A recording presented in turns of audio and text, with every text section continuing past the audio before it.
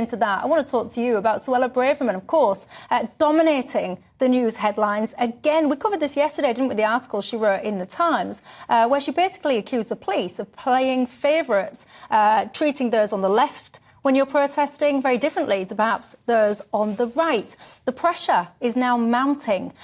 People saying that Rishi Sunak has to get rid. He says he's got full confidence in the Home Secretary, but he does confess that whatever she wrote in The Times had not been signed off. What do you think to all this, Alex? I think that whilst she may use some terms that people might not use themselves, she's perfectly within her rights to express her opinion. And I think, furthermore, given that the ability to designate something as a protest so risky that it can't take place sits not with her but with the police, that she is, whilst Home Secretary and in charge of the police nominally, in a place of pleading. You know, our government is having to ask the Metropolitan Police to do something rather than being able to tell it to. So she's entitled to put her views in forceful ways. I think she's also saying something a lot of people think. So you don't think that Sunak should be getting rid? No, not only do I not think that, I think she's saying things that are in lots of ways quite helpful to the government, because it's staking out ground that demonstrates they demur from the police standing by whilst thousands of people shout jihad, or ignore the law that says you can't wear a mask to protest. There are loads of people going wearing scarves or masks, yes, or covering their faces. And so the government's got every right, I think, to say that's not for us. And even if she's an outlier in the way that she expresses it, it's perfectly, for me, within the mainstream of political dialogue. Do you agree, Peter? No, I think Alex put his case very well, but I disagree completely. I think she should be sacked. I'm concerned that when there's so many challenges facing Britain, including around the protests, that the government and the Conservative Party itself in Parliament seems dominated by Suella Braverman, where we should be talking about how to tackle rising anti-Semitism, Islamophobia. Also, Labour say she should be sacked and Rishi Sunak is too weak to sack her. Yeah. So we'll see what happens by Monday morning. But why would he take sacking advice and team advice from Keir Starmer? Well, it's not about taking advice, but the opposition is always going to have a view on whatever the government does. I think there's a wider issue as well, lots of people have picked up on, about whether she's broken the ministerial code. Think about it in another way. Obviously, I disagree with most of her views, but Rishi Sunak is her boss, and in most walks of life, TV, in an office, in a supermarket, in government, if your boss asks you to do something and you do the opposite, you'll be in serious trouble. Let me see whether or not I've got the segment of the ministerial code. If I've got it, I'm going to try and put it up on the screen for you, because I don't actually think, when I read it, I think it's section 8.2 or something like that. To me, when I was reading this, I'll read it to you, so if I can just keep it on the screen and I'll read it out for anyone listening. So this is about the article she wrote, and it says, Section 8.2, in order to ensure the effective coordination of cabinet business, the policy content and timing of all major announcements, speeches, press releases and new policy initiatives should be cleared in draft with the number 10 press and private offices at least 24 hours in advance. All major interviews and media appearances, both print and broadcast, should also be agreed with the number 10 press office. So a lot of people are trying to get her on this and saying that piece in the Times alone was enough to get rid of her. But when I read that, it wasn't a policy announcement, it wasn't a speech, it wasn't an interview, it was her opinion.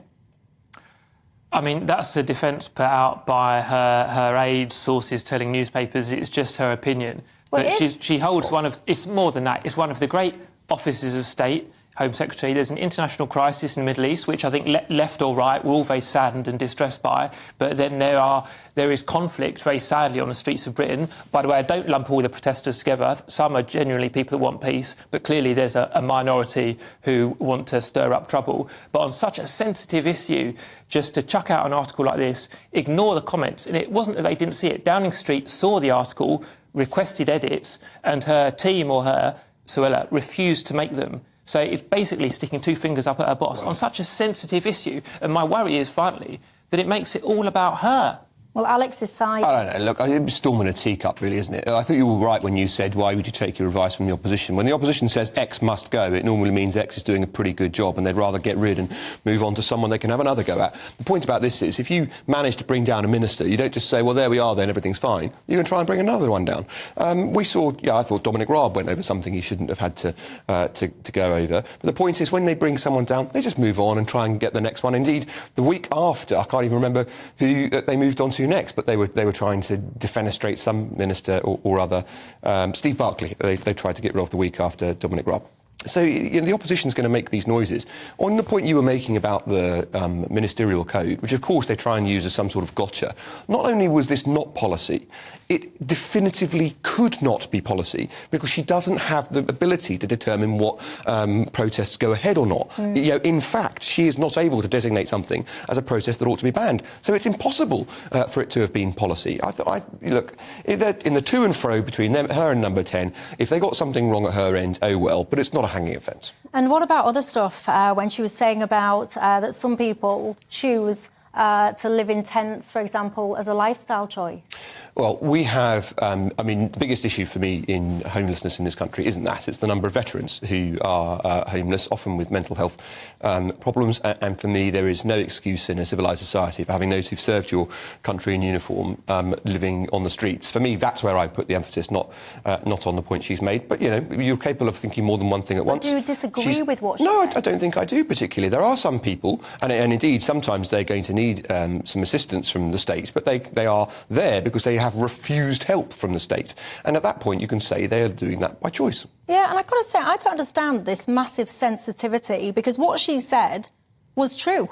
There are some people, and we debated this at the time when she came out and said that thing about some people choosing to be on the streets. So many people got in touch with me that are directly involved in this sector. So I had people that ran direct access hostels. I had former prison officers getting in touch. I had one lady, she might even be watching, and if you are, I apologise, can't remember your name.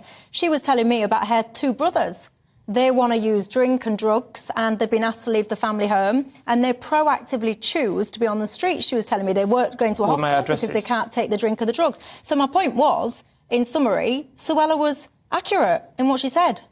No, and I'll speak from my own experience. So I've been involved with homelessness charities in Leeds and York and London, both as a board member and as a volunteer on the front line. Yeah. It might possibly be true for 1 in 1,000 or 10,000 people, but for the vast majority of people I've met on the streets, giving them food as part of Christian efforts, and all faiths do it in Britain, work with homeless communities.